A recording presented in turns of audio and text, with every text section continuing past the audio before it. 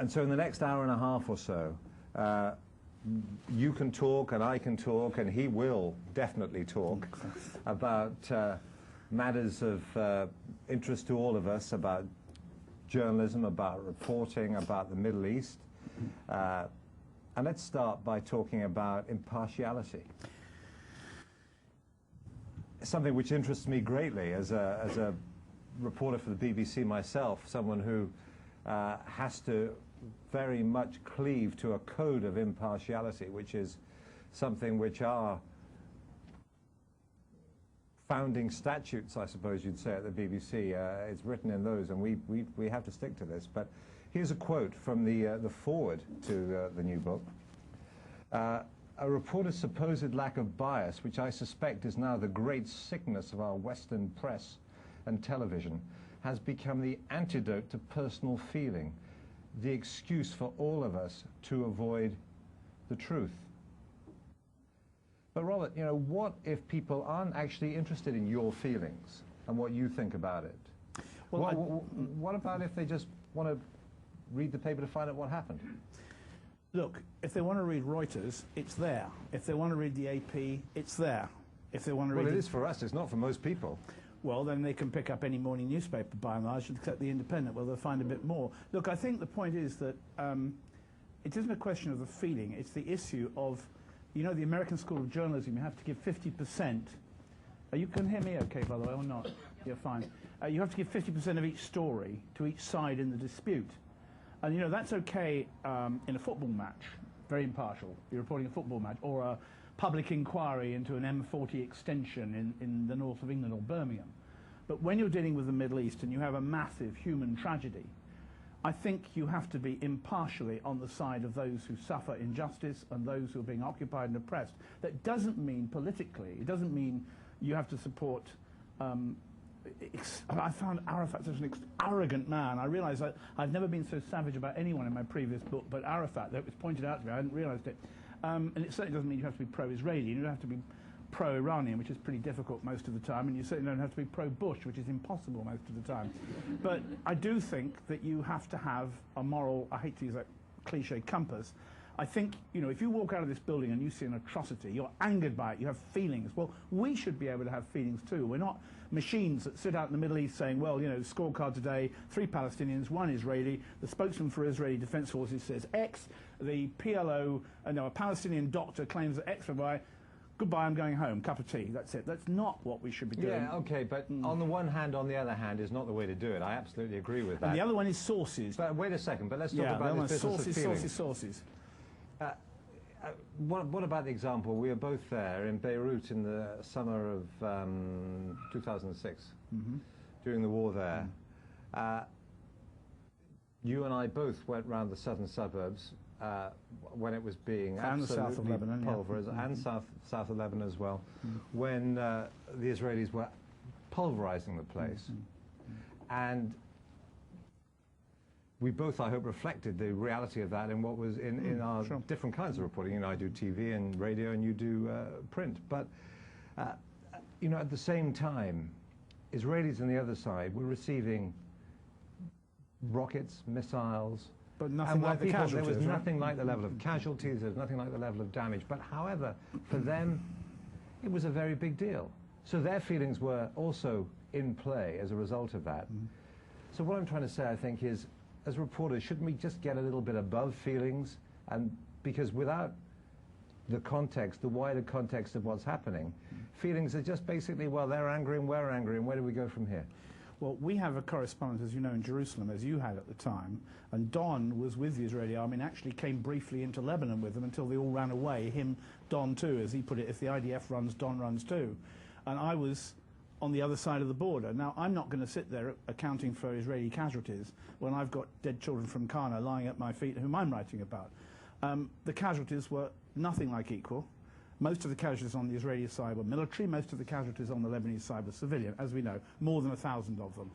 I used to run a little scorecard each day as a kind of mockery of American journalism, saying today's exchange rate is 3 Israelis for 27 Lebanese. And in fact, I took the cynicism of this balance of casualties as far as you could take it to say, look, you better realize who's really suffering here.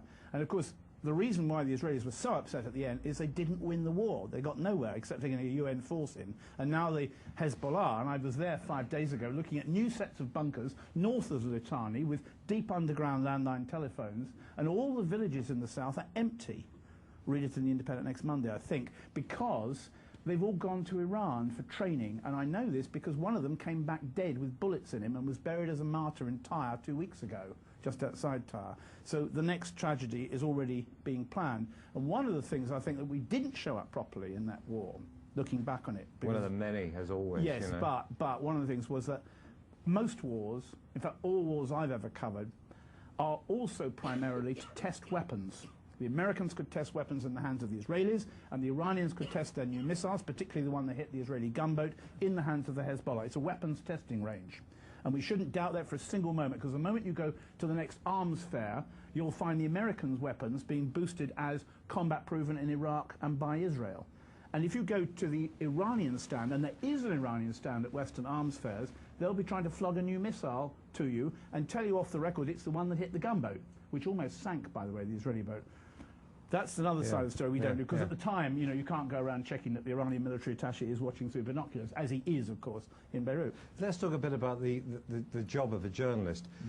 You, as well as being, you know, in my opinion, a great reporter of what goes on there, and, you know, I've seen Robert out and about many hours probably before I've got up, doing the things that need to be done. He puts in the miles around the place. But what is the difference between what you do as a reporter, Fisk the reporter, and Fisk the columnist? Columns, some of which are reproduced in this book, which are opinionated. Oh, yeah, highly. And, you know, that's the place of a columnist. You do an op-ed piece, that's your place, you know, to be opinionated. But do you think, in a sense, that compromises Fisk the reporter? Because people will say, well, everybody knows what he thinks anyway, what his views are. Well, they sure go on reading it. Well, that's good. That's a no, good thing. I mean, I think... yeah, sure, people go on reading columnists, but that's the whole point. Do you think that over the years you have become really more of a columnist, of a provider of opinion, rather than as a reporter of the news? No, actually, I was saying to a journalist the other day in Canada that I thought one of the enormous privileges I have, and it is a privilege, as I have to realise my own good fortune, as well as the fact that I have an editor who prints what Fisk writes, which some would probably disagree with, but he doesn't, he prints everything. And that is that I can be a street reporter putting in the miles and watching bombs and writing about it, and I can also be a more human being and show the anger I feel at innocent people being killed in the column at the end of the week, as well as often in the column itself. You know, I think that when you see a thing like Qana, 96, for example, 105 Lebanese civilians blown to pieces by Israeli shells. You know, there was babies on fire, people burning in trees, men with no arms dying in the arms of their daughters, terrible scenes.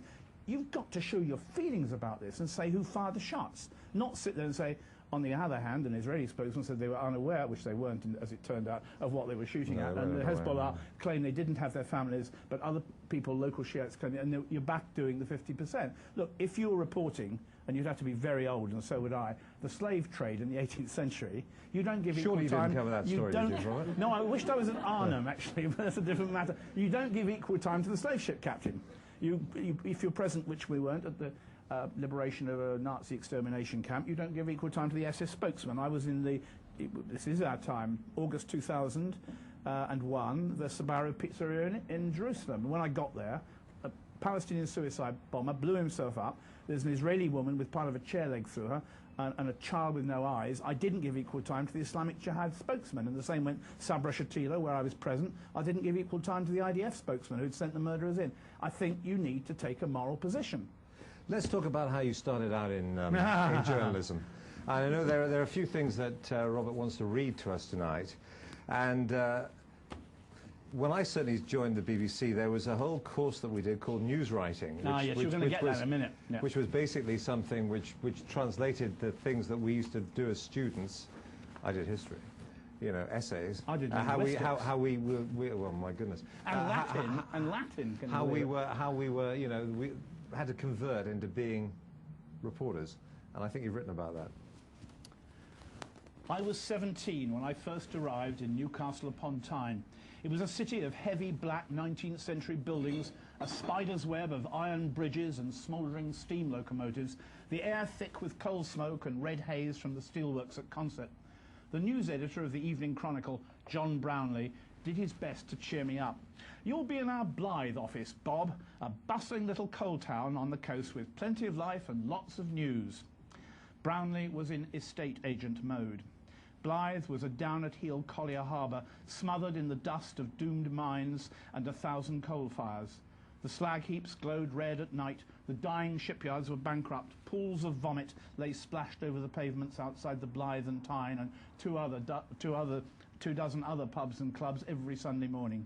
Even in summer, a kind of North Sea mildew settled over the town, a damp, cold cloth mixed with coal smoke that smothered all who lived there.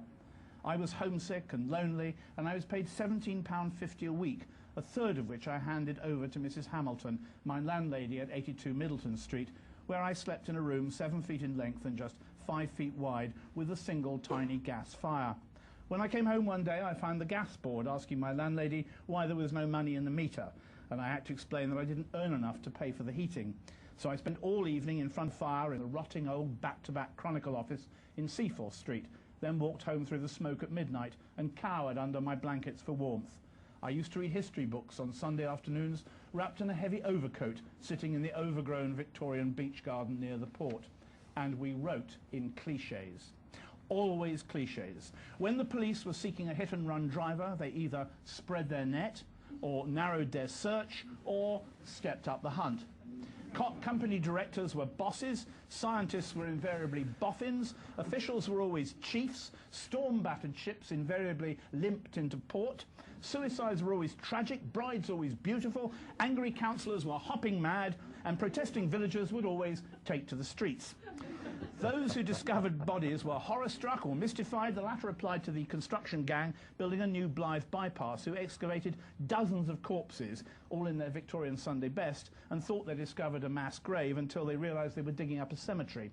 Needless to say, Tory election candidates always lashed out at the sitting Labour MP, Eddie Blythe. I went back to Blythe 3 years ago with a friend of mine, just to impress her on how awful it was, and it was just the same. In the car, the rain guttering down the windscreen, the same old grey streets shimmering through the glass, I opened the Evening Chronicle. Nothing had changed. All that follows came from one single issue. Bosses, leading a management buyout of stricken shipyard camel lairds, say a £2 million damages claim from former workers could scupper the bid. Keywords: bosses, stricken, scupper, bid.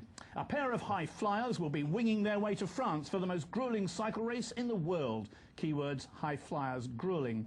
A mum of 3 who lured a teenage girl babysitter into a seedy sex session with a stranger she met through an internet chat room has failed in her bid to cut her jail term. She did go to prison, you see. Lured, seedy bid. Jetaway MPs have been condemned for heading off on foreign jaunts rather than holidaying in the northeast to help the region's ailing tourist industry. Sympathetic though I was to the MPs as I glanced at the weather drizzling down outside my car, I got the message. Jetaway, jaunts ailing, and police hunting the murderer of Sarah Cameron have spread their net abroad. Yes, almost 40 years after I'd been writing this crap, the cops were still spreading their net, and I had little doubt would soon be narrowing their search or stepping up their hunt for Sarah's killer. It's all there, isn't it? It's all there. In the Middle East, I've always thought history plays a very big part in events. You know, one of the fascinations I've found over the years covering the Middle East and living in Jerusalem and so on is the fact that history seems so important there. You know, as one Israeli writer said about Jerusalem in particular, it's a city where the dead are more important than the living. You also think that, don't you? I mean, history is a big, reflected in your writings. You write a lot about the past. I have the biggest library I've ever had in my life in Beirut as well as in Europe, all about Middle East history. And I think that one of the things we don't do enough is, along with our reporter's notebook, we take clippings and cuttings, but we don't take history books. And the interesting thing is that the people who live out there know much more about Middle East history than we do. And they don't understand.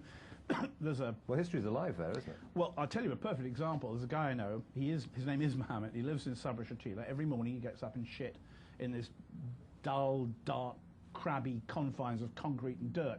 Now, he is living the Balfour Declaration right there, as it is for him. He's living in that because of Lord Balfour in 1917. For us, Lord Balfour is 1917. For him, it was last night or this morning. And that's why we say, oh, they're so angry, they're so rich. Of course they are, because history is living for them. The frontiers we laid down, not the frontiers that they chose. And Britain bears a heavy responsibility. Unfortunately, it does, yes. The odd thing is that you keep finding all these people who were totally betrayed by us because they believed Lawrence of Arabia and independence of the Arabs. And they keep saying, if only the Europeans would help us. And one of the problems is, I think, that the oppression and the feeling that we can always conquer them, which we regularly do, is such that they've come to feel that we actually are in some way all conquering and superior. I gave a talk at Nabatea in southern Lebanon with a lot of Amal and Hezbollah in the audience and their families on the Arabic edition of my earlier book. And at the very end, this guy stands up and said, please will you tell us as a foreigner what's going to happen in Lebanon? And I said, it is doomed if you keep asking people like me what the future of Lebanon is. Go down to Jibshit and ask your neighbours, and then you won't have any more foreigners here dominating you. But this is something that we, you see, have sowed in the soil, I think. We've allowed them to feel that they are so oppressed by our cultural presence, our tanks, our armies, our swords, and so on, that they actually have come to believe it, which is a great tragedy, because they've got to solve it. You know, how do you deal with the Middle East? We've got to leave.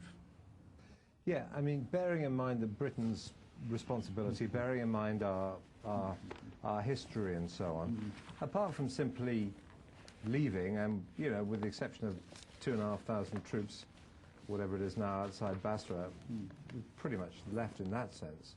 And, of course, the residual presence of Tony Blair in the American Colony Hotel in Jerusalem. Who hasn't been to Gaza yet. Yeah. Apart from all the... He'd have to talk to Hamas if he went there. Exactly. Apart from all those things, what do you think that Britain should do now? Look, it isn't just Britain, Jeremy. I think that the West has got to have a mature social, educational, cultural relationship with the peoples of the Middle East.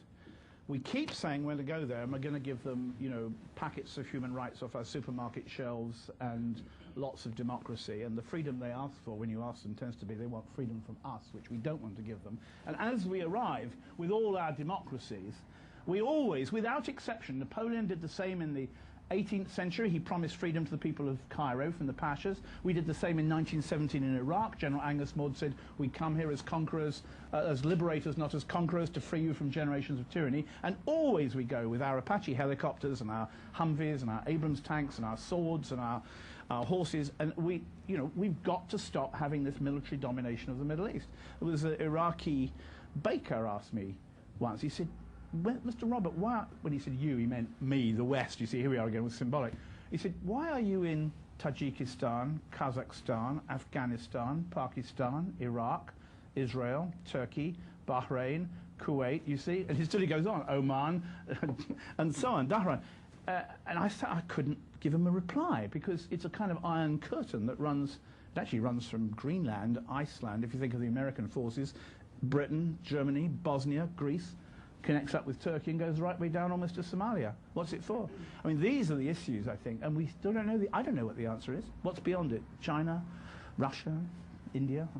But we've got to leave the Middle East militarily. We've got to get out. Now, what about one of the people who helped us get involved, which was Winston Churchill? I know you've got a few things you want to read out about him. Well, I did the Churchill lecture this year at the Cabinet War Rooms, and I came across some incredible things he wrote. I mean, bearing in mind that, of course, he couldn't see absolutely in the future, he did come up with some extraordinary material. Here he is, for example, 1936. He took a holiday in Morocco. This is the Daily Mail. He was making money because he lost all his money in the Depression. Even Martin Gilbert didn't get these documents. I should tell you how I got them, actually, Jeremy. When I worked for the Sunday Express, when I worked for the Sunday Express, I was on the Town Talk column, and I was chasing, you know, starlets. You were a gossip columnist? Yes, I was for 3 years. And I never knew that. That's yeah, the first. there you are. I thought. Anyway, I was chasing starlets that ran off with vicars and so on. And I actually was a Lord Mayor ran off with his son's bride on the wedding day. And good training must have helped. Good training for the Middle East, that was right. Anyway, the papers said, the word went round, they were chucking out all their Second World War clippings and all their Winston Churchill library, because they're putting it all on that silly electronic screen, which is useless now. So I went and I... Microfiche. And every night I took carloads of this stuff out to this little apartment I had, and I've got it all now. So I have all the Daily Express library on World War II and Winston Churchill. This is when it was a serious paper. Here's what I found from the Daily Mail clipping in the Express library for 1936. He's been on holiday. The Arab inhabitants are a perpetual attraction with their flowing, many-coloured robes. Every peasant is a picture, every crowd a pageant. If winter sunshine is the quest, here is its achievement. This is Churchill in travel agent mode, right? Thus far... He's on holiday. Well, he's actually behind you, looking rather more eminent there. Thus far, all smiles. Is there a darker underside? The Moors are a proud and ancient race, till only yesterday a race of conquerors. Are they tamed? Are they reconciled to this new civilization with its order, its efficiency, its many benefits, its proofs of active progress, and its sense of effort? Or are they dreaming of the days of greatness? The faith of Islam holds them all in a discipline of its own. From the balcony of an up-to-date hotel, one heard all night long the chants and drumbeats of the mosques, an endless repetition of choruses in which war and religion have an equal part. Who shall plumb the future? That's why I always say, when I quote things like, I put ouch afterwards. You know, I'll tell you what, one thing that strikes me about that quote is that some people now talk about political Islam and its more extreme forms as well as something new, that the secular moment in the Arab world has passed by. But I suppose you could say, well, it was secular for a little while for people in films in Cairo and for a while in the 60s and the 50s, but actually that religious thread has been all important. It was secular in Egypt in the 30s when people wanted to have political power through elections, and when they tried to get rid of the king, we locked them up. So they went underground and it started becoming religious, even at the time of Nasser. I've actually got somewhere a wonderful quote. This is from when the British is this Churchill again? No, this is not Churchill. This is two Iraqis who were talking to British agents in 1919 and 1920 in Iraq after we've arrived in order to bring them freedom, independence, liberation, so on. And this is the time, of course, when Woodrow Wilson had published his 14 points. So this is Alwan al-Yasseri. This comes from a PhD thesis by an Iraqi who knew what he was on about. This guy says to a British official, probably an MI6 agent of the time, on the 5th of July 1920, "You have offered us independence. We never asked for it. We never dreamt of it till you put the idea into our heads. For hundreds of years, the country has lived in a state as far removed from independence as it's possible to conceive. Then you come with your promise of independence, and every time we ask for it, you lock us up." And here's a guy talking about Woodrow Wilson, Abdul Rahman al-Naqib. I don't agree with what he's saying, but it's lovely. He knew what was going on. "You talk about national self-determination, and what is its value? I trace it to America, and I hear the voice of Wilson. Does Sheikh Wilson know the East and its peoples?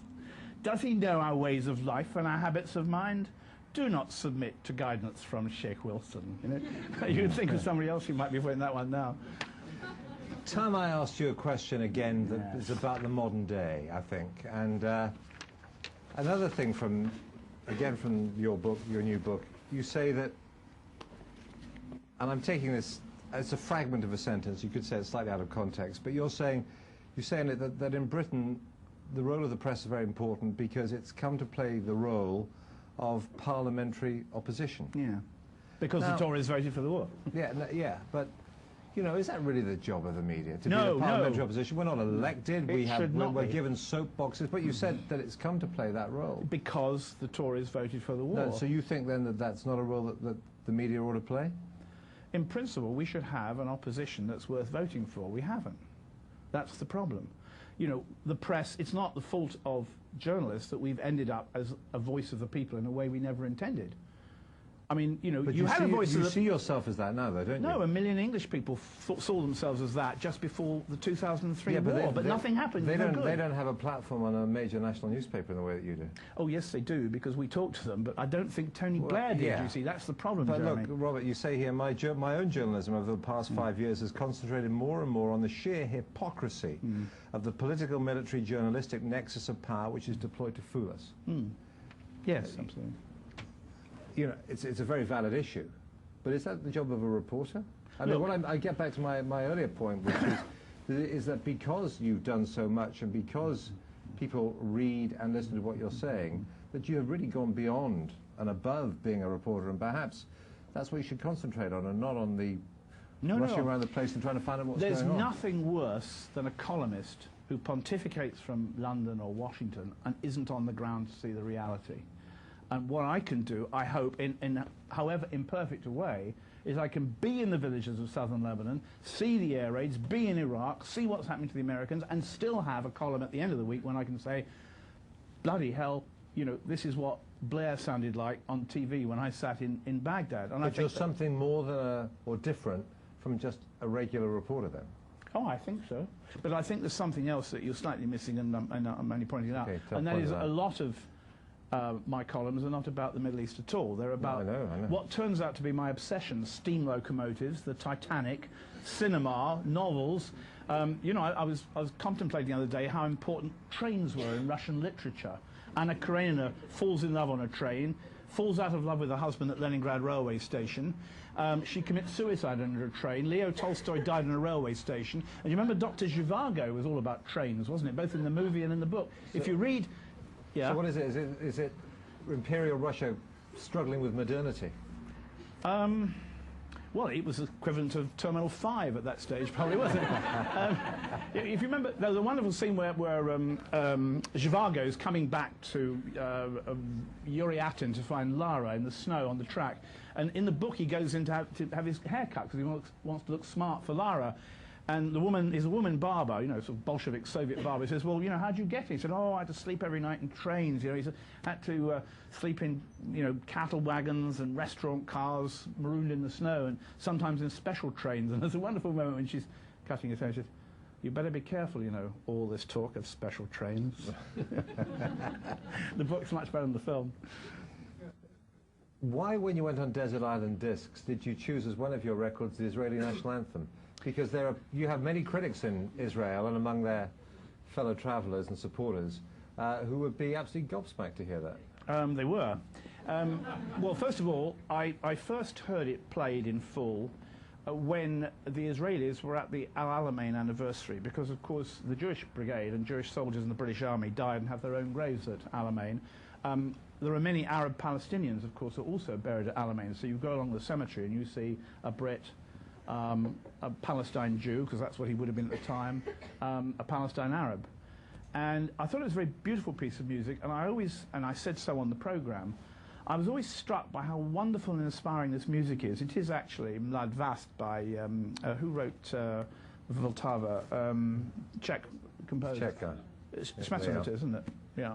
Yeah. And what I did is I put it on this programme, first of all, because I thought it was a beautiful piece of music, and secondly, because I said, if only the Israeli government and the military would behave with the honour and beauty that's implied in this music, that they could really be the light among the nations, which they say they are. So that's why I played it. I also... That's a bit barbed, isn't it? Yes, yes, absolutely. You're making a point there, choosing that. No, I wasn't twisted. It was straight to the point. Like I put Churchill on as one of my discs in 1940 to compare his voice with Tony Blair. Hitler knows that he must break us in this island or lose the war. That isn't the voice of Tony Blair, is it? No, not exactly. I absolutely and completely believe I'm right, you know. Sorry. While we're on the subject of Tony Blair, let's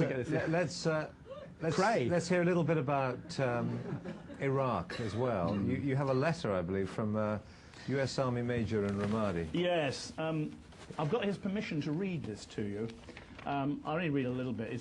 He basically writes back to his family these fantastic letters, what it's like trying to reconstruct Iraq. And he's almost Joseph Conrad. Some of the things he says I don't like, but you should hear this. We are trying to empower their own police to walk post instead of Marines, but the graft has not yet taken and is hampered further by the graft. There is something culturally childish in their understanding of basic Western governance and management that will require immeasurable education and probably several generations to overcome if they find it of any interest.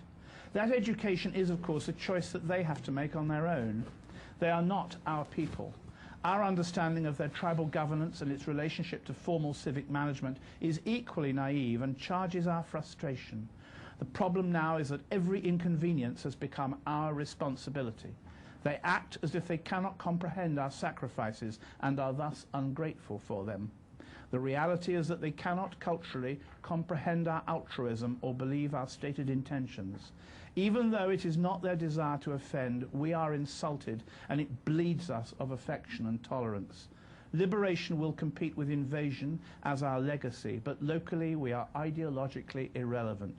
Our presence is mostly only of interest to those who seek to benefit from our contracts and donations. It is a region of people making alliances, business deals, friendships and enemies one day at a time, without a real concept of sustainable services, resources or trust. No future, just daily survival as they know it, family and tribe. Our contributions may be counted long after we have withdrawn, but they will not recount the names of the fallen. So many now. Each wound will be absorbed into the quiet sadness that we allow to pass beneath us as a people and a country. Our loss will have never even occurred to most people here. Isn't that beautiful? And that guy is Joseph Kahn. It's sad. Sad is Joseph. Oh, but he has a great sense of humour. Listen to these two sentences. He's talking about setting up the provisional government, right? He's writing home. So, what news about the new government, you may ask? Well, the provisional military governor was replaced by the transitional governor, who resigned under threat and was replaced with another transitional governor. He was then replaced by the emergency appointed governor, who was just replaced by the selected governor chosen by the elected provincial council. He never made a speech or publicised his views, never debated other candidates, and was not present during the selection. He was promptly kidnapped by a rival tribe, etc. So this actually makes you say, poor old Americans. That's a mess, isn't it? That's the definition of a mess. What do you think about the surge? The consensus growing in the States appears to be it works. Well, I was talking to my colleague Patrick Coburn, whose book on Muqtada Salah I strongly recommend to everybody. Patrick's view is it hasn't, that the worst thing has already happened, and it's true. The walls are up across Baghdad, a massive version of what happened in Belfast, and everyone has been divided into sectarian blocks. So there are fewer people to kill now, so it worked. I mean, you know, I think this is something, you see, which is about journalism too, is the way in which militarily we want to divide people. Now we want the insurgents to kill their colleagues by paying them and making them, calling them another organisation. And we're always dividing people up, you know. I mean, our newspaper maps, Shiites at the bottom, Sunnis in the middle in the famous triangle that looks more like an octagon, Kurds at the top. We do the same with Lebanon. Shiites at the bottom, of course, again, Shiites on the right, Druze in the middle, Sunnis at Sidon and Tripoli, Maronites north of Beirut, and we sometimes put colour-coded in. The British Army, you will remember, Jeremy, used to have maps of Belfast, which were colour-coded. Obviously, Catholic was green, Protestant was orange, and if you were, you know, stupid enough to intermarry and have a mixed area, it was coloured the sort of colour of a very fine brown sherry, you know. But you know, and this is, you know, what we do. We make them, remind them of who's in the next village, but we don't do this to us. I mean, I can draw you a very good map of Washington, black and white. I could actually almost draw you a good map of Bradford in ethnic origin. I could certainly do you a map of Toronto, in which a whole area of the city called Mississauga should be green for Muslims. In Montreal, the English-French divide actually runs down the metro line. But we don't print those pictures because we live in this superlative, superior society where we don't acknowledge. I guess in Montreal or Toronto, they don't kill each other all that often, do they? No, but we use these maps to encourage them to kill each other, do we not? To remind them, why don't we just drop them by air over Baghdad to help, you know? Let's talk a little bit about Lebanon. I mean, we have lots of rioting in coloured areas of Britain, but we still don't print maps, do we?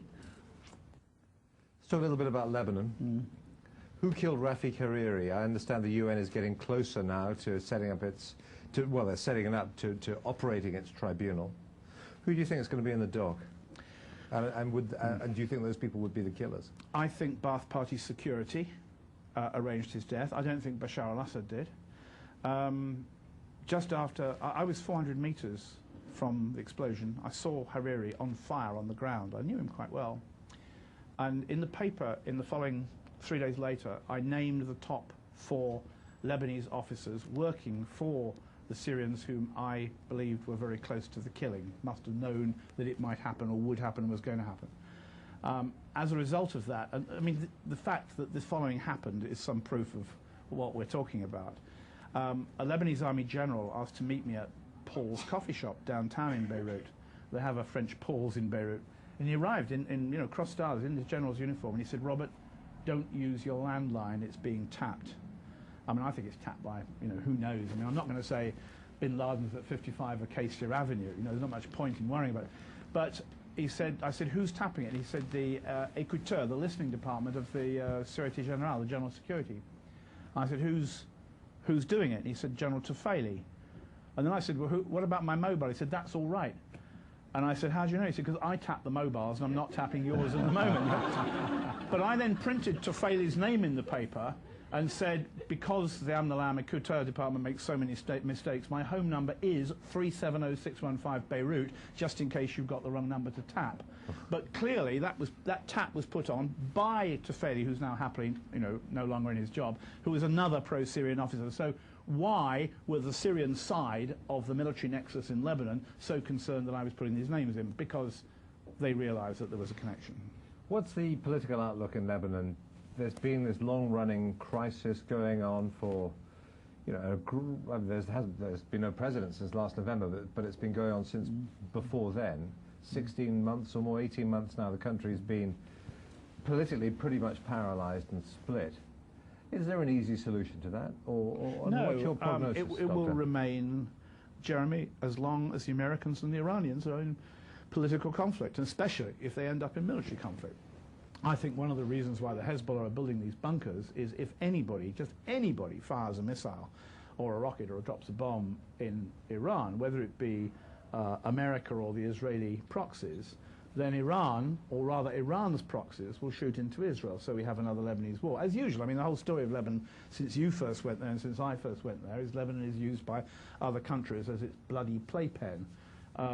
As opposed to those bloodless sandpits that is shown on television about wars, where we won't even mention names. You're not one of the names of the guilty, Jeremy, but you know what I mean. No. I think Lebanon is in a very tragic situation for two reasons. Firstly, because there is no way out as long as this superpower, regional superpower conflict exists.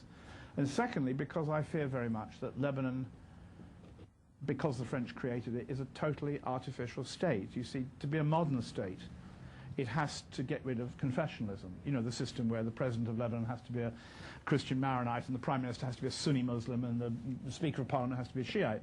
But if you get rid of sectarianism and you have power on the basis of worth and academic value, it won't be Lebanon anymore, because the identity of Lebanon is confessionalism.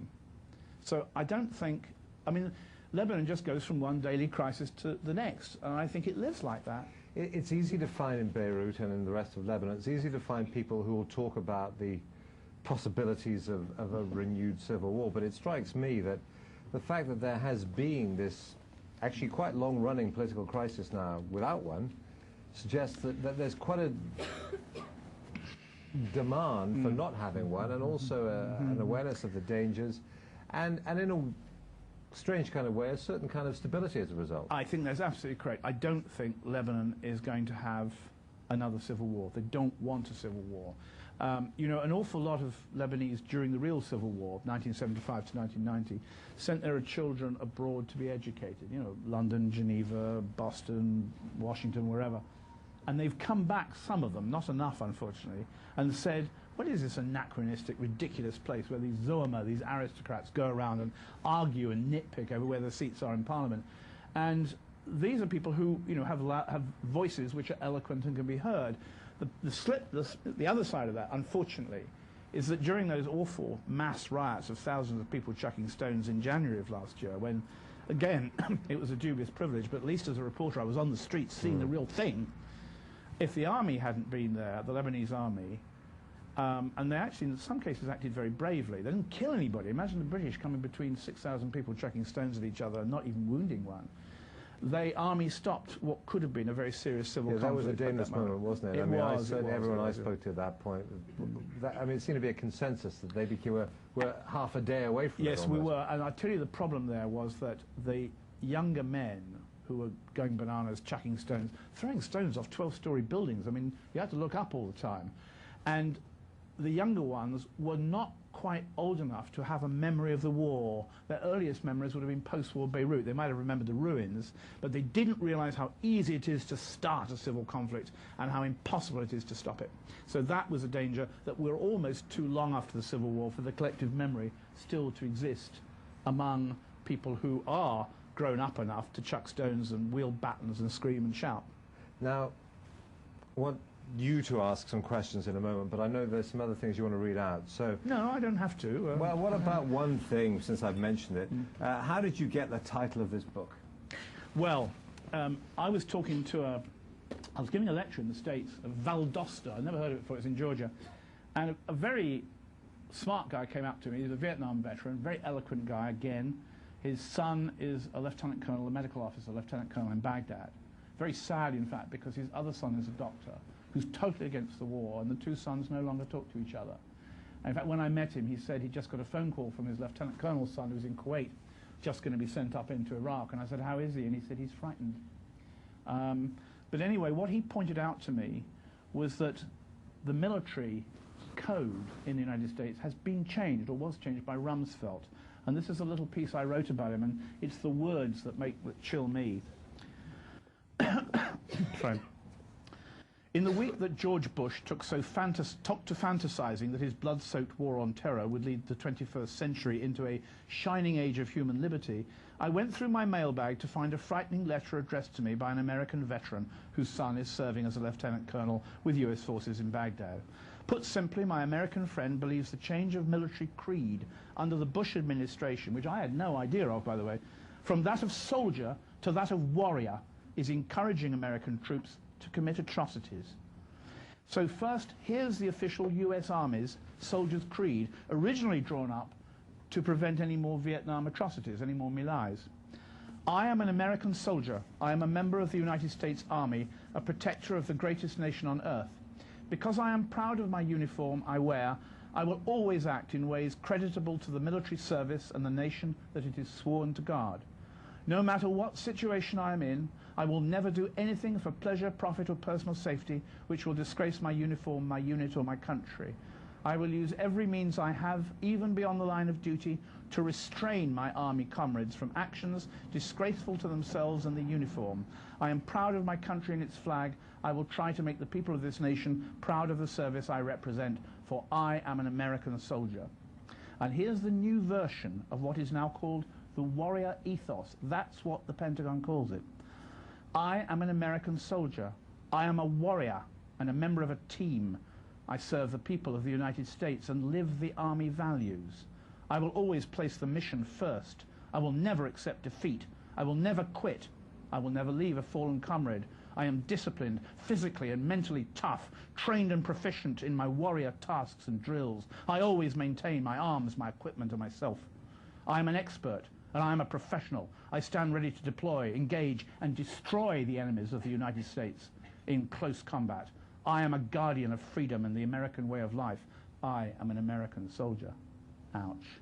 Like most Europeans and an awful lot of Americans, I was quite unaware of this new and ferocious code for US armed forces, although it's not hard to see how it fits in with Bush's rantings. I'm tempted to point this out in detail, but my American veteran did so with such eloquence in his letter to me that the response should come in his words. The warrior creed, he wrote, allows no end to any conflict except total destruction of the enemy. It allows no defeat and does not allow one ever to stop fighting, lending itself to the idea of the long war. It says nothing about following orders. It says nothing about obeying laws or showing restraint. It says nothing about dishonorable actions. Ouch. That was and it was this guy who's, I had no idea. I didn't see it in the New York Times. Did you know about this change of code? No, none of you did now. Incredible. You would have thought if they were proud of it, we would have seen it on the front pages. But I don't think they were. I think it was a way of turning the American army into something it shouldn't be, an aggressive, animalistic force. And that's why they use the word warrior. Questions, ladies and gentlemen. If you could wait for a microphone to reach you. There it is. It has a green... And questions to Jeremy too, please. No, I'm asking questions tonight. There's a hand up over there. I would like to be interviewed by Jeremy too many times, you know. It's warm and cuddly. Compared to CNN? Thank you. I used to sit on a sofa at breakfast news in the mornings, you know. I mean, I can do cuddly. Sorry, madam. That's all right. To save that, real pleasure listening to you this evening. Do you think that a Democrat president in the White House in the near future would make any significant difference to American foreign policy, particularly in the Middle East? I don't think it'll make any difference at all. It's the same as asking, if Labour get into power in Israel as opposed to Likud. And everyone says, well, Labour would be better, they'd be more compromised. If you sit in Lebanon, it's just the same. The bombs come down, whichever government it is. And frankly, I don't think that Mrs. Clinton is going to make any change. She's going to go on looking as Obama would. I mean, the good thing about having a Republican in is that at least he's been in a war. Almost every... Well, McCain, you mean? Yes, McCain has been in a war. He's over 70. I know, but it doesn't matter. He knows the horror of war, that primarily it's about death, not victory and defeat. Whereas everybody else has either dodged war, like Bush and Cheney, or they're like Blair. They've got it all from TV and Hollywood. At least there would be a man who knows that war is absolutely fucking awful. I take it from what you're saying that you believe that it's a weakness in our modern-day politicians that they haven't. Yeah, look, when we grew up, I think we both have some memory of this. I mean, Winston Churchill was Prime Minister, Eden was Prime Minister, he was in the First World War. I mean, when I was in Northern Ireland with you, William Whitelaw, William Whitelaw, you remember? I remember William, yes. First Secretary of State for Northern Ireland, he was in the crossing of the Rhine. Now, these people knew what war was. We now have people, and the only people who do know what war was, as the people whom we're killing, the reporters who go there, who get demeaned if they dare to suggest it's about horror and blood and sickness and dirt and smell, and the soldiers who can't talk because they're in uniform. It's quite a good sort of trap to be in, you know. Mm. Next one, who's got the microphone? Your hand was up first, I think, sir. And then there's a question at the back after that. Malik Al-Abda, BBC. First of all, I'd like to salute you, really, Robert, for 2 recent articles in The Independent about Syria. One of them was about, and I've got them actually in front of me, one of them is called Silenced by the Men in White Socks. Of course, the Men in White Socks are the Syrian secret police. About the way I think it's a good look, myself. I think someone's got a concession on Middle East security forces, and the only one different is the one who supplies the Israelis, who all have baseball bats the wrong way round on their heads. That's the only reason you can tell a Mossad guy from a Mahabharat guy. Right. Yeah, it's true. And it's about the way the Syrian regime is clamping down on opposition internally. There's also another article which appeared this time last year about the Hama massacre. Will you be able to just talk a little bit about the Hama massacre, because it's a massacre which is left many thousands of people killed. I thought you said Hamas. You mean Hama? Hama, yes, in Syria. Hamas soon, no doubt. Yeah. No, well, in February of '82, there was an Islamic uprising, which we forget now, in the northern Syrian or central Syrian city of Hama, a place where there were uprisings against the French, just like there were uprisings in Iraq against the British in the 1920s. It was a Sunni uprising, an al-Qaeda type uprising. The Syrian president sent then Hafez al-Assad, sent his brother Rifat and his special forces to destroy this insurgency. In some cases, I got into Hama for 12 minutes. I actually went north. Everyone was told you mustn't go to Hama, life-threatening, no journalists permitted in, you'll lose your visas. So I went up to Aleppo, came down the main road, and just where there was a sign saying detour left around Hama, 2 Syrian officers stopped my taxi and said, would he take them into the centre of Hama? And the driver turned around and I said, yes, we'll go into the centre of Hama, no problem at all. And I got in, I saw them shelling mosques, I saw so many wounded soldiers, a starving woman who'd been counting corpses in a cemetery got in my car with her child, starving. I mean, they were stick-like. And I gave the child a Mars bar, and she grabbed it and started to eat for herself. That was a state of famine and famish among the people. They killed somewhere between 6,000 and 20,000 people in Hama, most of them civilians. One soldier told me when I was there that girls were walking up in the underground tunnels beneath Hama and throwing themselves against the soldiers and blowing themselves up with hand grenades. What does that remind you of? Suicide killers, of course. But we didn't think of it like that then. And that attack on Hama and those killings were totally supported by the West. We didn't say a single word against the mass civilian killings and the levelling of much of the ancient and beautiful city of Hama. And Rifat today, well, he's safe in the European Union, where we're very keen not to have any war criminals, with his bodyguards on Spanish territory. Question at the back, I believe. Yes, that's right, that one, back row. Is this working? It is. It is. I'm a cameraman, and I am often shocked and have argued with my superiors many times that we don't see enough on television. Yeah, absolutely. You've mentioned these politicians who have been to war and haven't been to war just now. You mentioned bloodless sandpits a moment ago. Yeah, but we have been to war. But can you please comment on that and tell us why we need to see more? Absolutely. Look, I've said this before in this room, actually, but I'll say it again for people who weren't there. If you saw what we saw in wars, if you experienced seeing your colleagues or friends who are from that region dying, as you did with your driver, Jeremy, you would never, ever again in your life, for any reason, ever support a war. You know, I saw women and children killed by the British and American raids on the so-called Highway of Death, and the neighbouring highway, which had even more death on it but wasn't filmed, being torn to pieces by dogs for food. It was lunchtime. The desert dogs had arrived. During the 2003 invasion, March and April, an Al Jazeera crew came back from Basra with the most fearful pictures of terribly wounded and dead children. And they started feeding it down the line to, you know, Reuters and the agencies in London. And a voice came down the line from London. You probably know who it is. It's not the BBC, but it came and said, you know, there's really not much point in sending us this. I mean, we can't show this. And one of the Al Jazeera crew, who is exactly in your position, seeing the real thing, said, but please, this is what's happening. And then the guy came back and said, we can't show this sort of thing, it's tea time. And anyway, he said, it's a kind of pornography, right? And the worst moment came. I just was captivated by this. I was writing it down. You know, I couldn't miss this. And then at the end, the guy said, look, he said, it's quite simple. You have to understand we must respect the dead. We don't respect them when we're alive or when we're killing them, but after we've torn them to bits, then we must respect their corpse. It is preposterous. Yes, we should not deluge people with an hour of gore, but we should show much more than we do. And of course, by not doing so, by having what I referred to as the bloodless sandpit, with various, always, you know, retired generals who are waffling on as if, you know, death doesn't occur in war, we blind our viewers and our readers and our listeners to the reality of war, which is exactly what the Bushes and the Tony Blairs want. Thus, we become lethal, because we're allowing them to make wars. You know, if 1 million people were on the streets of London before 2003 invasion, think how many there would have been if they actually saw what war was like. You know, in the, I'll tell you something that illustrates this a bit as a TV reporter.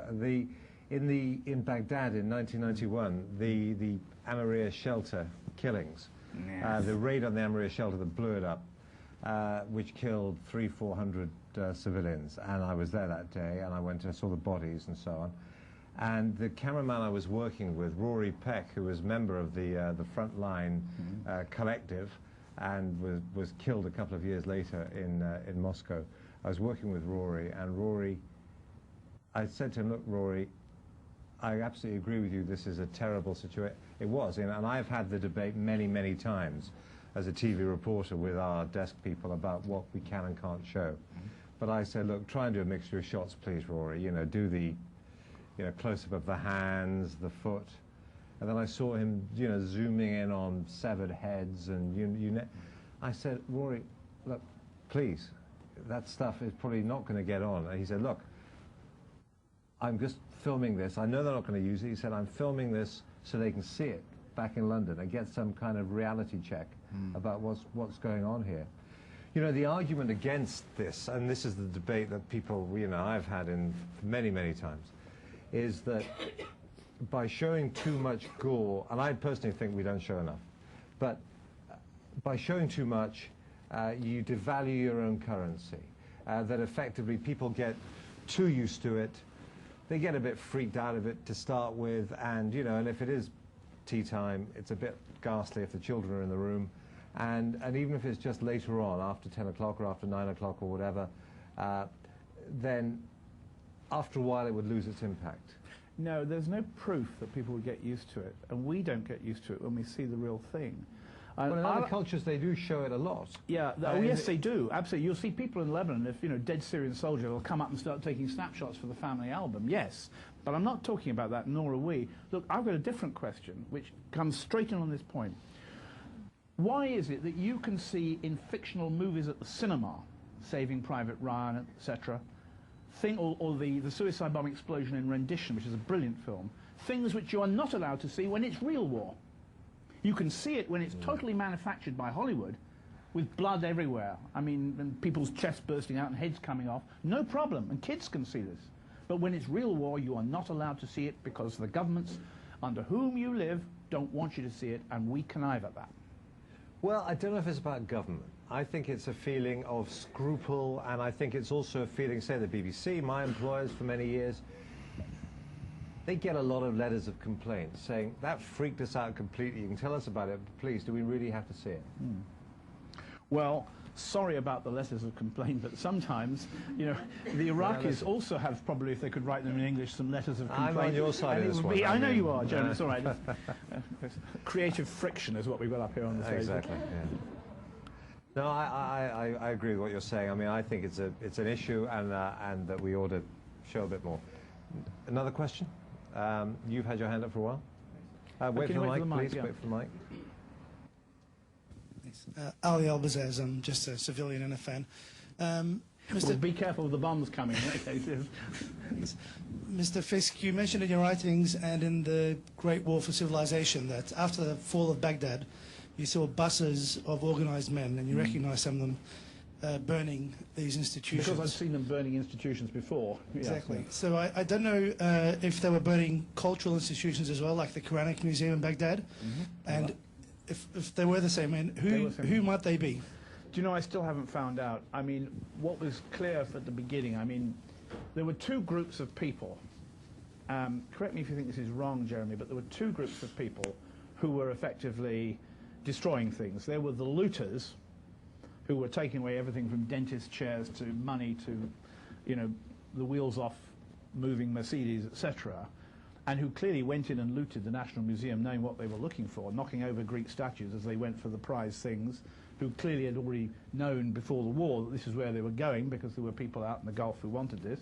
A lot of the stuff has been found in America, others have been found in Jordan, a few in Israel, a lot in Italy, others in the Arab Gulf states. This isn't looted material. There was a second group who were much more dangerous, and they would arrive in buses and burn a government ministry. Now, the Americans immediately put a guard on the oil ministry and the interior ministry, of course. There were no guards on trade, computer science, health, etc. And so what happened is that the institutions of culture and history were burned. I saw in front of me, in 1,000-degree Fahrenheit flames, Korans burning from the 13th century, and they did it deliberately. I went to the Marine base at the Palestine Hotel and said, excuse me, I think you better intervene here. One of the most valuable collections of ancient Korans and history of the Middle East is going up in flames. Can you give me a location exactly? Well, look, come with me, you can see the smoke, you can drive down the road, I'll take you, follow me in a Humvee. I mean, I actually said that to him, I was prepared to take the Americans to this place. Well, the guy said, hold on a second. Well, so there's some guy coming here who says there's a biblical seminary going up. No, good try. And they just burned. Now, these people, when I went back, there was another library on fire which had all the archives of the Iran-Iraq War, which we'd all rather like to have for history. That had gone up in flames. But I noticed that some of the people off one of the buses, and this is your point, were the same people I'd seen at the other fire. So they had been told to go and burn certain institutions. One of them realized I recognized her and, pointed a Kalashnikov at me. My driver at one point, who'd been a former Mahabharat man, like a lot of the people who were turning up to be on the other side, he and I followed this bus for a mile and a half out of Baghdad. All the men on board were being taken back, either to be told their next target, there were no mobile phones then, or they'd done their duties for the day. Now, when questioned about this, the Americans said, well, these are guys who obviously were paid by Saddam before he disappeared to make, Baghdad ungovernable. Well, hold on a second. If Saddam goes around handing out a $1,000 bill to everybody and says, when I'm gone, go and do the following, well, I know what I'd do. I'd let him go and put the money in my pocket and that's it. Why bother going around, burning buildings? So somebody was trying to destroy the cultural life and the cultural civilization of Iraq, and indeed we know that elsewhere in the great Sumerian cities, I've been across them, they look like a B-52 as carpet bombed.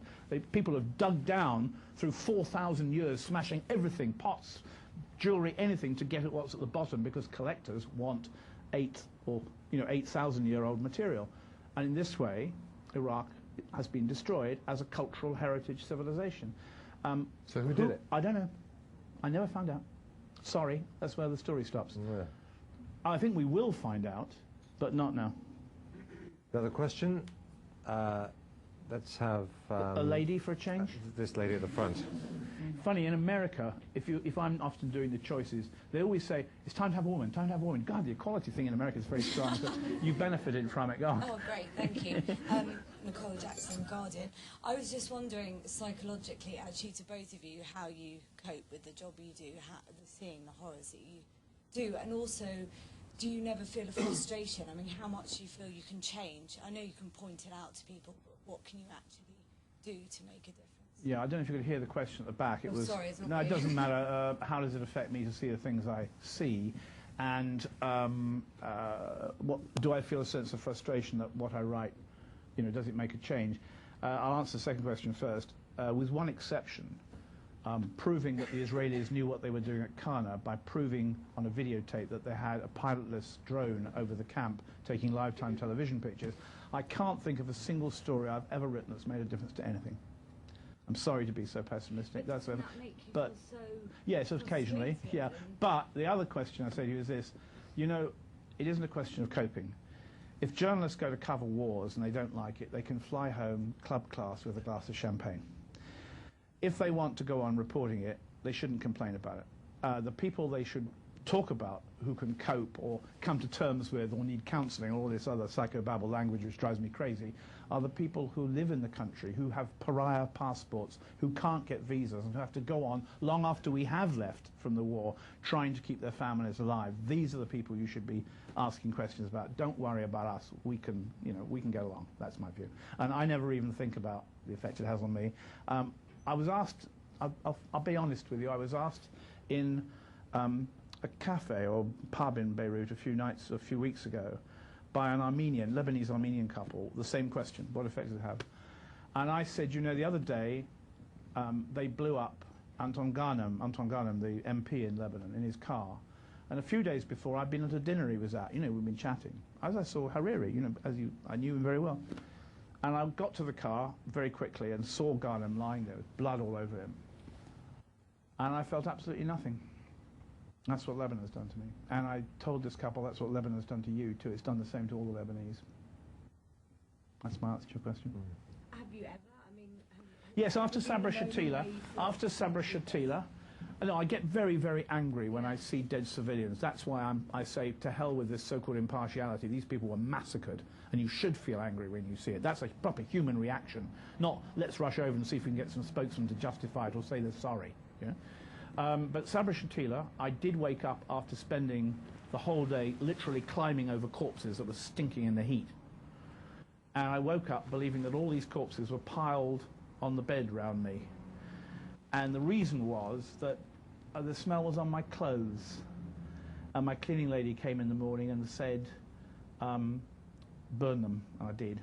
But that's the only time. The only other thing that happens is when you're very, very tired, and Jeremy will confirm this, you spend all day trying to stay alive and getting your story out, and all night unable to sleep because of the noise of bombs, so you get tireder and tireder, and you have little tiny hallucinations.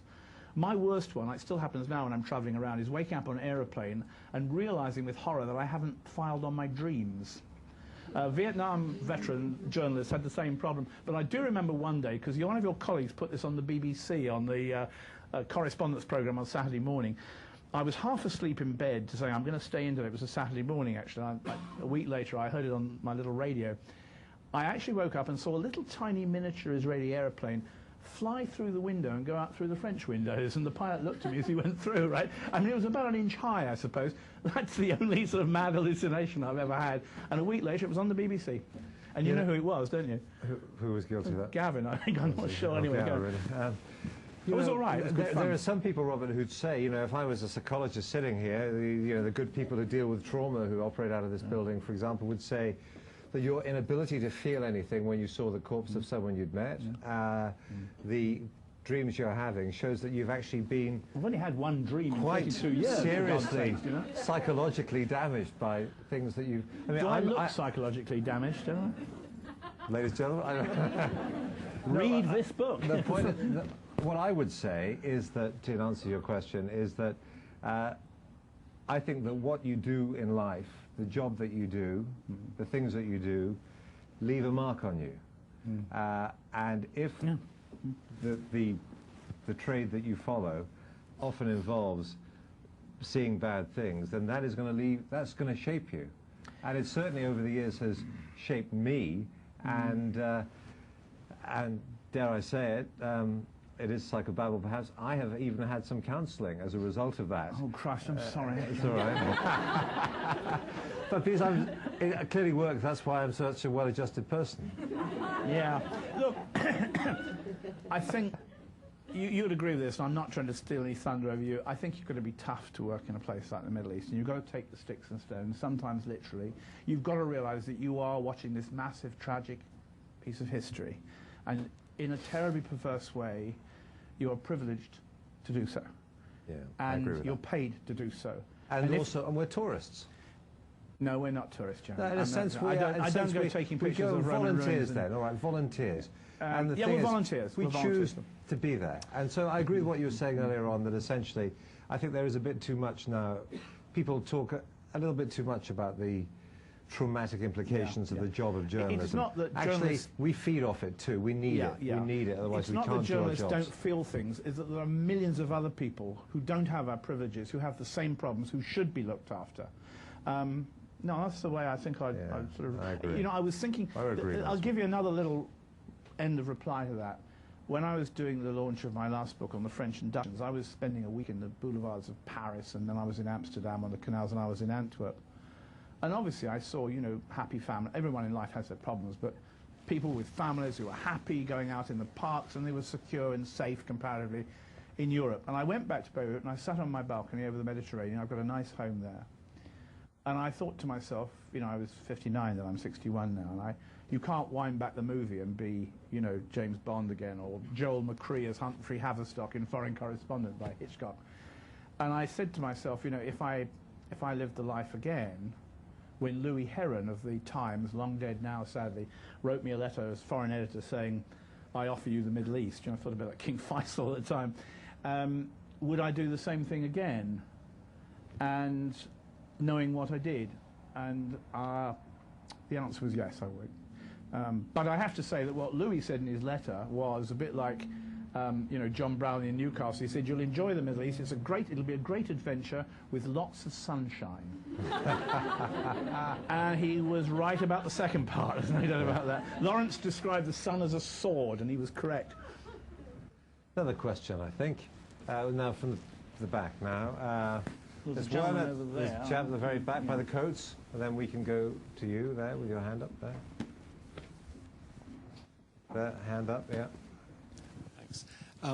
First of all, I just want to say I'm sure you're being far too modest if you say you don't think you've made any difference. The second thing is, do you think there is a force or a party or a country which is going to straighten out the Middle East, if you like? Do you think there's a force for good there? What's your best guess 50 years forward or 20 years forward? Well, I'd like to say the European Union, but after Bosnia I can't. It would be nice to look at beautiful neutral countries like Sweden and Finland, but they do, on Ireland, that they do their best in the UN, and they make sacrifices for it. I still feel, and Jeremy will probably disagree with me, I am still a great supporter of the United Nations. And with all their terrible, terrible experience and all the corruption and everything they've done wrong and all the meritoriousness of their policies, I still think the UN is the best thing we've got around if it's used properly. I was under fire with Canadian troops in Croatia once, and I was hiding in a ditch in my usual gut this way with the major of this Canadian unit. And we, all this stuff flying around, we were debating the United Nations, and his point was that if there'd been a UN in 1914, we would not have had the Battle of Verdun or the Battle of the Somme. And he clearly believed it. You know, I think you don't go into UN service and risk your life unless you think there is something in the principles of an international organisation and peacekeeping that's worth risking your life for. And you know, an old UN friend of mine in Lebanon made a point to me very accurately. He said, you know, if a UN mission starts okay, it'll probably, in the end, after many years, succeed. And if it starts badly, it will be a catastrophe. And you only have to see that Bosnia was a catastrophe from the first day. Or as the Hillers used to say, and with good reason. Whereas UNIFIL, with all its clogging up messy in Lebanon, in the end, they watched the Israelis leave, albeit it was the Hezbollah, not the UN, that drove them out. Sorry, the UN, that's all I can say. Actually, I'm a fan of the UN. So I'm good. I am a fan of the UN. Security Council resolutions, unless you don't have to abide by them. Yeah, that's all good. You had your hand up? Do you like a... Yes. There is talk about infiltration of Al-Qaeda in Lebanon at the moment. That are making use of the the chaotic situation. What do you think about that? And what do you think about the quick withdrawal of the American forces in Iraq, and how would that impact the stability in the region? Right, a BBC reply. Number one. No, No, I mean, three and a half minutes. That's only going to get 3.5 minutes. In Lebanon, right. Look, Al-Qaeda may be attractive to some Sunnis and Palestinians in Lebanon, but not to many other people. At the moment, the Shiites of Hezbollah, unarmed, are in some of the southern villages, and they're looking for Sunni suicide bombers. And they are cooperating with the United Nations, although that's not officially announced. Because the Shiite Hezbollah know that if a car bomb goes off, as it did last year and killed the Spanish in southern Lebanon, Hezbollah will be blamed, as it was by the United States. And it wasn't Hezbollah, of course. We know that we had the Nahar Barad fighting, in which, by the way, about the same number of Lebanese died in 4 months as British troops have died in Basra since 2003. It was a heavy sacrifice. That is an extraordinary statistic, bearing in mind it's actually such a small area. 156, and I think we've lost 157. And there you had an implantation, clearly, of a sort of Al-Qaeda-minded groupuscule. You know, Al-Qaeda doesn't exist as an organization.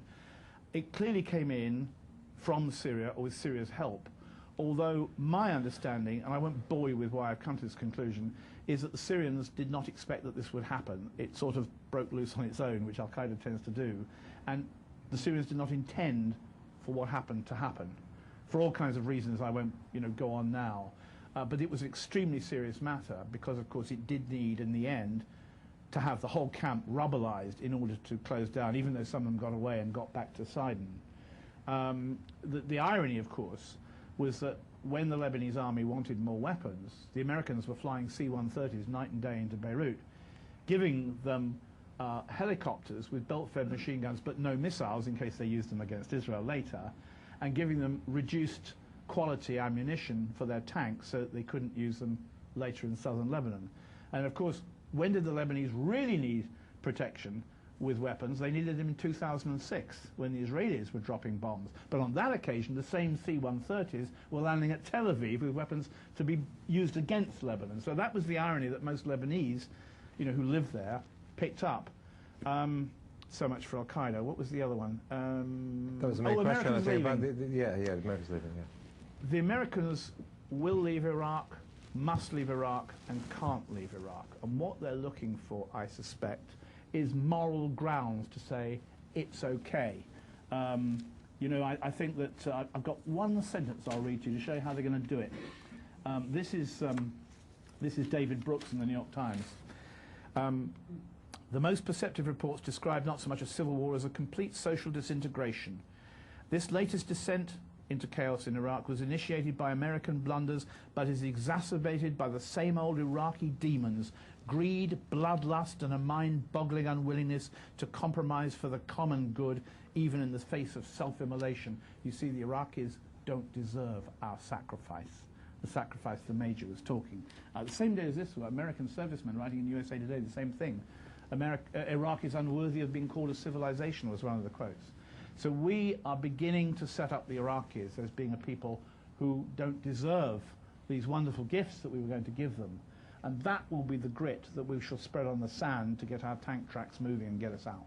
We have time for a couple more because time's nearly run out. Who has had... You put your hand up, so. All right. And you at the back, too. So there's one here and there's one after that. There's one there. Why do you think it is that so much of the British media supported the invasion of Iraq in 2003 so wholeheartedly? Well, not The Independent, I can tell you that. Why did they? I think, Jeremy, you'd know more about this than me because I live out there. You see, I'm not here. I think, in the Americans, they're the people who actually go to war at the end of the day, and we tag along behind as a puppy dog. In American journalism, there is this parasitic, osmotic relationship between journalism and power. And, I've shown this example before. If I don't advise it, but if you watch a presidential press conference, Mr. President, Mr. President, Mr. President, so yes, Bob, yes, Jeremy, yes, John, you see. And that's the relationship. And in America, for example, to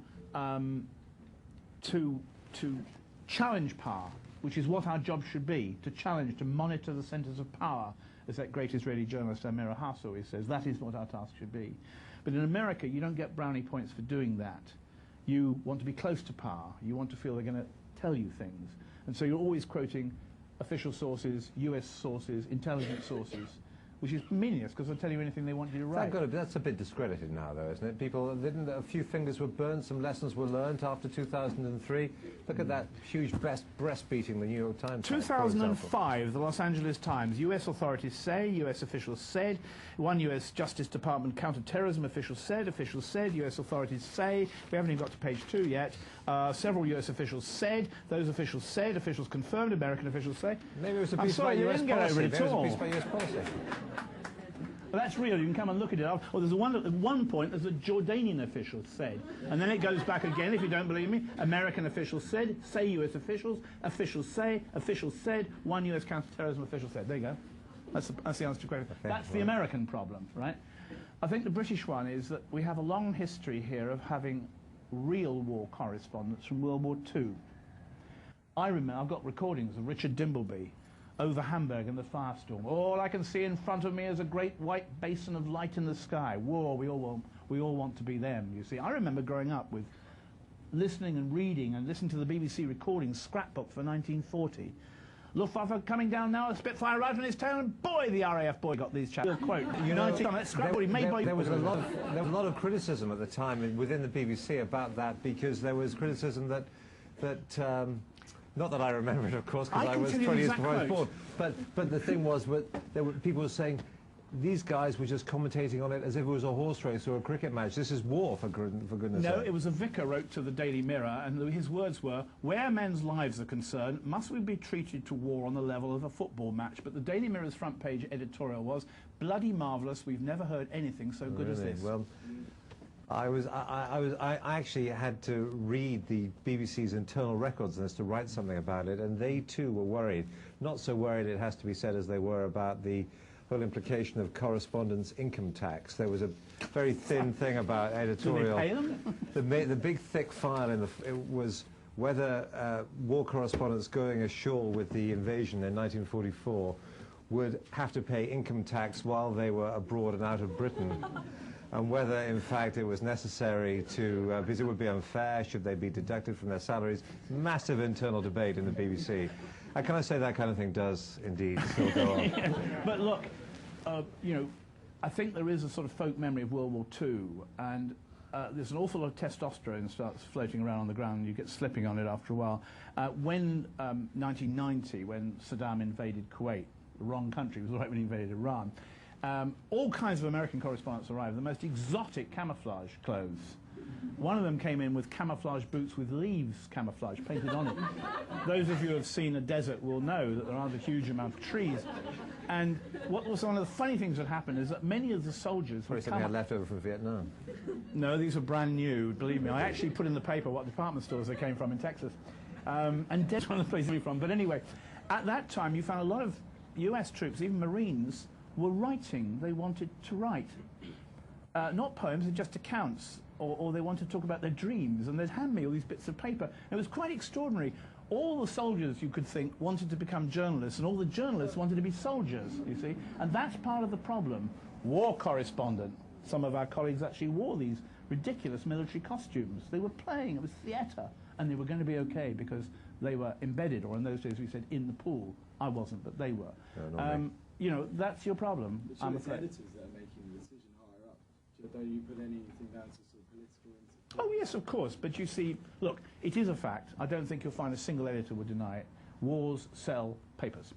Okay, it's a fact. So, you know, the idea that all the newspaper editors in the world are going to say, good God, I hope there's not a war, our circulation will go up, you know. But I think you have to, you have to accept that that's the case. And that goes back to Boot of the Beast and Scoop and Evelyn Waugh and so on. But I think at the same time that there's this sort of collective madness takes hold of people in time of war, even if they're just, you know, sort of watching on television.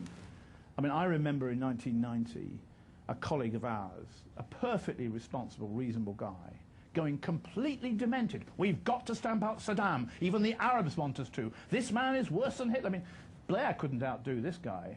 And when the war was over, he'd been embedded, he had a costume on. When the war was over, he said, God, they lied to us, they cheated to us, you know. What was the madness of trying to attack Saddam? Yeah, completely. Like there was a kind of couldn't remember what had happened in the previous lifespan. Very convenient mentality to have. We've got Yes. one question at the back. A few people like that around today, by the way. There's one no, more. not you. Sorry, sir. This fellow here, blue shirt. Yeah. Is it blue? Green? Blue. Yeah, blue. Blue shirts was the Irish fascist movement, wasn't it? It was. Blue. I mean, no Oh, Duffy. I'm sorry, I wasn't making any kind of political comment. Hi, Justin Carsmani, Associated Press Television News. I just read an interview with you very recently that you didn't want to interview bin Laden again, although you've interviewed him 3 times after 9/11. Why was that particularly? And that sounds like what did you? What could the West or the United Nations? What should they do with bin Laden? I mean, what is there to do? Nothing. I think the interview. I've done quite a few interviews about bin Laden. As you know, he's going to follow me for the rest of my days, like the albatross. I didn't say I wouldn't interview him again. I said I wasn't really very interested in interviewing him again. Because you see, for me, bin Laden, look, his achievement in his eyes is he's created Al-Qaeda, which is a unique, unprecedented phenomenon. Let's not call it an organization. And it is Al-Qaeda that we have to deal with. The monster has been born. If you bomb bin Laden, chop off his legs, pull out his kidney dialysis machine, he doesn't have kidney problems, that's rubbish, but you know, when he dies of old age, it will make absolutely no difference. It's the same thing as, you know, after the atom bomb is created, you can go around killing or arresting every nuclear scientist in the world, but it won't do any good. The atom bomb is there and we are going to have to live with it. Now, the only way you can deal with Al-Qaeda at the end of the day is to start dealing with injustice. And that is the way forward. What institution you use, the United Nations, the European Union, Human Rights Watch, Amnesty, I don't know. But that is the only way to switch Al-Qaeda off. But we won't even make the connection. We still say that bombings have nothing to do with Iraq, even when a killer pops up on a videotape and says it is after he's dead. You know, and we're told, oh, it's because they hate our values and, you know, it's good and evil and right and wrong and black and white. You know, very often Bush's speeches sound like bin Laden and vice versa. But that's the answer. I'm not interested in him. I'm really pretty indifferent towards him. I think he's irrelevant now. I don't think you'd find the Pentagon think that, though they have spent an awful long time trying to find him and have failed, haven't they? Like they have with Mladic, like they have with Mullah Omar, like they have with Karadzic. Not very good in finding people, are we? Do you want to read that last thing that you wanted to read? No, I think we probably... Okay, all right, so, ladies and gentlemen, a giant of international journalism, Robert Fisk. God, Jeremy!